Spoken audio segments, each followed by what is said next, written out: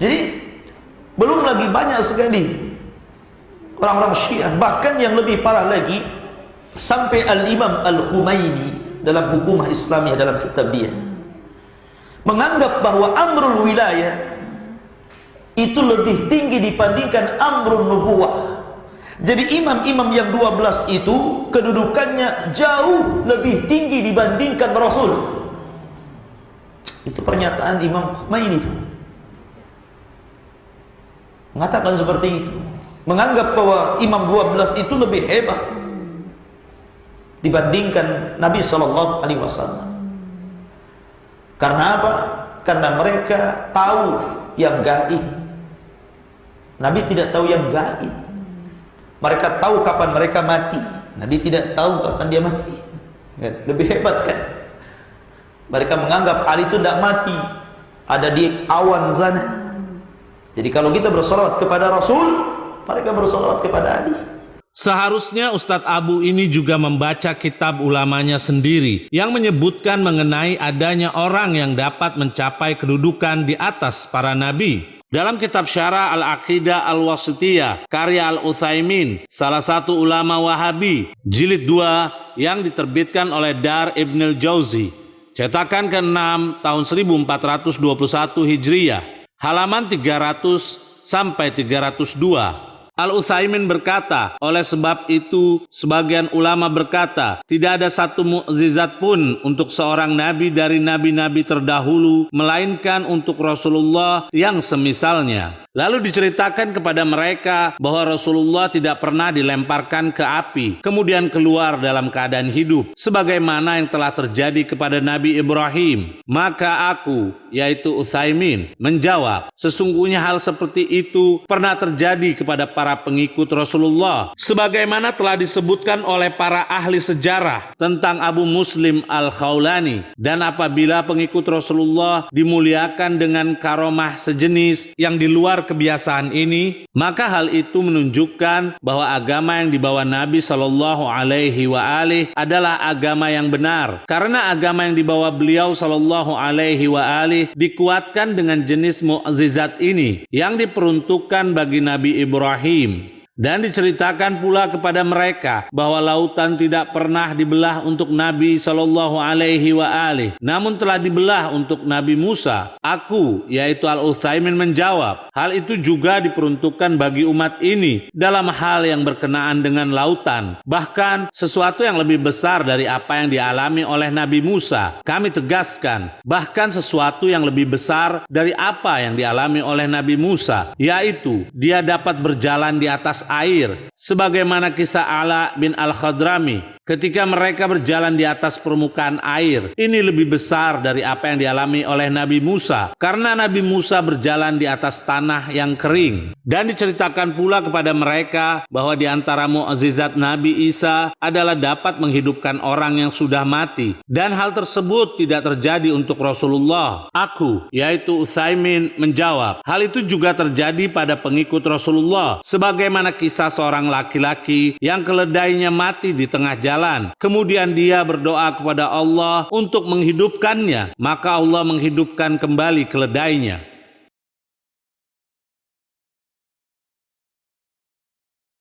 Pernyataan Al-Utsaimin di atas bahwasanya umat Nabi memiliki keistimewaan, yaitu memiliki kelebihan yang dimiliki oleh para nabi terdahulu, bahkan lebih dari itu. Seperti inilah keyakinan Utsaimin, seorang ulama Wahabi, dalam menilai kedudukan umat Nabi. Mengapa si Ustadz Abu ini tidak mengomentarinya sama sekali dan tidak memprotesnya? Keyakinan adanya orang yang memiliki mukjizat seperti para nabi juga disebutkan oleh ulama panutan si Ustadz Abu ini, yaitu Ibn Taimiyah dalam kitabnya berikut ini. Kitab An-Nubuwat karya Ibn Taimiyah, salah satu ulama rujukan kelompok Wahabi, yang diterbitkan oleh Maktabah Adwa As-Salaf, cetakan pertama tahun 2000, halaman 807 sampai 808. Ibn Taimiyah berkata, dan ayat-ayat yaitu tanda kebesaran Allah yang para nabi diutus dengannya dapat berlaku juga hal yang sama untuk para nabi yang lain. Seperti contoh, menghidupkan orang mati. Hal ini didapati oleh lebih dari satu nabi. Dan menghidupkan orang mati dapat dilakukan juga oleh pengikut para nabi. Kami tegaskan,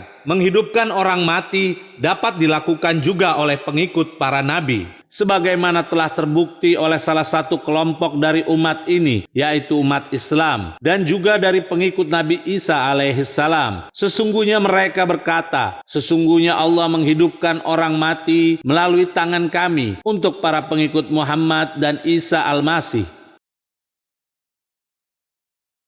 Ibn Taimiyah meyakini bahwa karomah yang dimiliki oleh umat Rasulullah bisa sama dengan mukjizat para nabi sebelum Rasulullah. Bahkan yang lebih gulat lagi adalah riwayat tentang Allah berziarah ke kuburan Imam Ahmad bin Hambal, sebagaimana terdapat dalam kitab berikut. Dalam kitab Manaqib Al-Imam Ahmad, karya Ibn Al-Jauzi yang diterbitkan oleh Hijr, halaman 607, telah mengabarkan kepadaku Abu Bakar bin Makarim bin Abi Ya'la Al-Harbi. Dia berkata, telah datang pada beberapa tahun hujan yang banyak sekali sebelum memasuki bulan Ramadan beberapa hari. Pada salah satu malam Ramadan, aku tertidur. Aku melihat di mimpiku seakan-akan aku mendatangi kubur Ahmad bin Hambal sebagaimana kebiasaan. Aku menziarahinya dan aku melihat kuburnya amblas ke dalam bumi sebanyak 1 lapisan atau 2 lapisan. Aku pun berkata, hal ini terjadi atas kubur Imam Ahmad karena seringnya hujan. Lalu aku mendengarnya, yaitu mendengar Imam Ahmad berbicara di dalam kubur. Dia berkata, tidak, ini disebabkan karena kebesaran Allah, karena dia telah menziarahiku. Kami tegaskan, dia, yaitu Allah, telah menziarahi kubur Ahmad bin Hambal. Aku pun menanyai rahasia tentang ziarahnya itu kepadaku setiap tahun.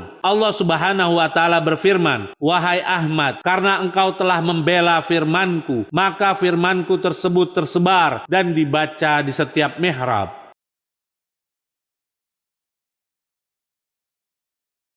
Pertanyaan buat si Ustadz Abu ini, mengapa Anda tidak mengkritiknya dan mengatakan Ibn Jauzi sebagai gulat karena membawakan riwayat Allah ziarah ke kuburan Imam Ahmad bin Hambal? Yang mana hal ini tidak pernah terjadi bagi seorang nabi pun, yaitu kuburnya diziarahi Allah. Apakah Ahmad bin Hambal posisinya di atas nabi dan rasul? Di dalam kitab Silsilatul Ahadits As-Sahihah karya Al-Albani, salah satu ulama Wahabi, jilid 7 yang diterbitkan oleh Maktabah Al-Ma'arif, cetakan pertama tahun 2002, halaman 1368 sampai 1369. Rasulullah bersabda, sesungguhnya Allah mempunyai hamba-hamba yang bukan termasuk golongan para nabi dan bukan pula syuhada, yaitu yang terbunuh di jalan Allah. Namun syuhada dan para nabi ingin menjadi seperti mereka pada hari kiamat karena kedekatan dan kedudukan mereka di hadapan Allah. Lalu seorang Arab Badui bersimpu di hadapan kedua lutut beliau sallallahu alaihi wa alihi sambil berkata, wahai Rasulullah, terangkan dan uraikan tentang mereka itu kepada kami. Beliau bersabda, adalah kelompok manusia yang beragam yang terasing dari kabilahnya. Mereka saling bersahabat karena Allah dan saling mencintai karena Allah. Pada hari kiamat Allah buatkan bagi mereka mimbar-mimbar dari cahaya. Orang-orang kala itu merasa takut tetapi mereka tidak takut. Mereka adalah wali-wali Allah Azza wa Jal yang tiada rasa takut pada mereka dan mereka tidak merasa sedih.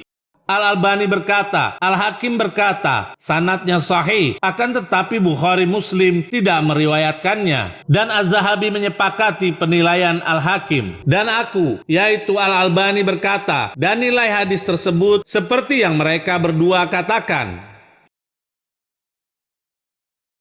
Riwayat yang dinilai sahih oleh Al-Albani telah memberikan gambaran kepada kita bahwa nanti di hari kiamat terdapat kedudukan bagi para wali Allah yang membuat iri para nabi. Mengapa Ustadz Abu tidak mengatakan bahwa Al-Hakim, Az-Zahabi, dan Al-Albani adalah orang-orang yang hulat? Dalam kitab Al-Faslu fil Milal wal Ahwa wan Nihal karya Ibn Hazm, salah satu ulama Ahlus Sunnah, jilid 4 yang diterbitkan oleh Maktabah As-Salam Al-Alamiyah, halaman 92. Ibn Hazm menyampaikan perkataan Al-Baqilani, boleh saja terdapat di tengah umat manusia seorang yang lebih utama dari Rasulullah. Kami tegaskan, seorang yang lebih utama dari Rasulullah apabila diutus sebagai nabi sampai mati.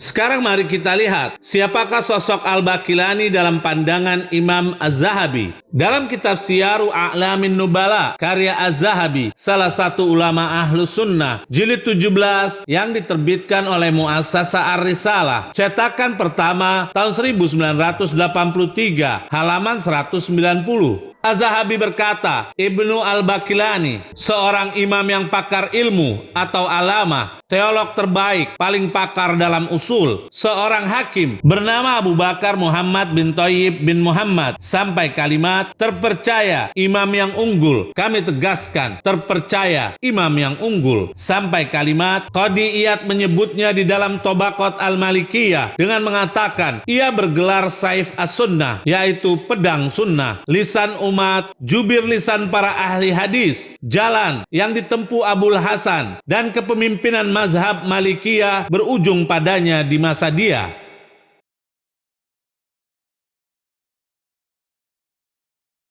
Pertanyaannya adalah, mana kelompok Ustadz Abu ini di saat mendengar pernyataan dari Al-Baqilani yang jelas-jelas merendahkan martabat Rasulullah? Atau kami jamin mereka banyak tidak mendengar pernyataan dari ulamanya sendiri? Yang aneh, malah mengotak-ngatik kitab ulama Syiah yang pastinya kelompok Ustadz Abu ini lebih tidak memahaminya. Dalam kitab Sunan At-Tirmizi yang ditahqiq oleh Al-Albani, salah satu ulama Wahabi yang diterbitkan oleh Maktabah Al-Ma'arif, cetakan pertama, halaman 673. Diriwayatkan dari Jabir bin Abdullah yang berkata, Rasulullah menemuiku dan bertanya, hai Jabir, kenapa kau terlihat sedih? Aku menjawab, wahai Rasulullah, ayahku mati syahid saat perang Uhud dan dia masih meninggalkan keluarga dan hutang. Beliau sallallahu alaihi wa ali bertanya, maukah aku beri kabar gembira bagaimana ayahmu menemui Allah? Ia menjawab, ya wahai Rasulullah. Beliau sallallahu alaihi wa ali bersabda, tidaklah Allah mengajak bicara dengan seseorang pun melainkan melalui tabir, dan Allah menghidupkan ayahmu lalu mengajak bicara secara berhadap-hadapan. Kami tegaskan, dan Allah menghidupkan ayahmu lalu mengajak bicara secara berhadap-hadapan. Al-Albani berkata, hadis hasan.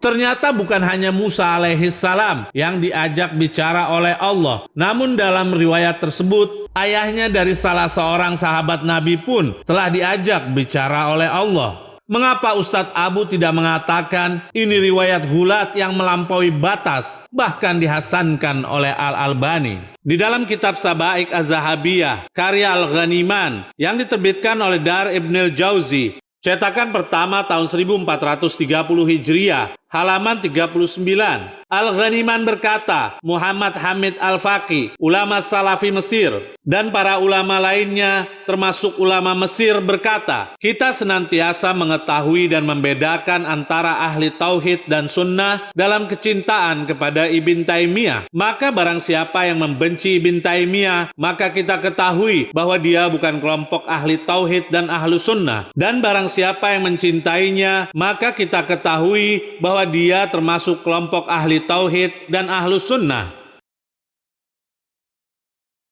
Seakan-akan pernyataan ulama Wahabi ini, Ibn Taimiyah di atas para nabi dan rasul karena sebagai pembeda antara ahli tauhid dan sunnah. Dalam kitab Majmu Fatawa, karya Ibn Taimiyah, salah satu ulama rujukan kelompok Wahabi, jilid 11 yang diterbitkan oleh Mujamma' Malik Fahad yang dicetak pada tahun 2004, halaman 323. Di sini Ibn Taimiyah menjelaskan salah satu hal yang mungkin saja dapat dilakukan oleh aulia aulia Allah. Ibn Taimiyah berkata, pembagian pertama terbagi pada kemampuan terhadap dirinya, seperti berjalan di atas air, terbang di udara, dan duduk di atas api. Dan juga pada kemampuan yang berpengaruh pada orang lain, seperti memberi penyakit, menyehatkan, mematikan, memberi kekayaan, dan memiskinkan.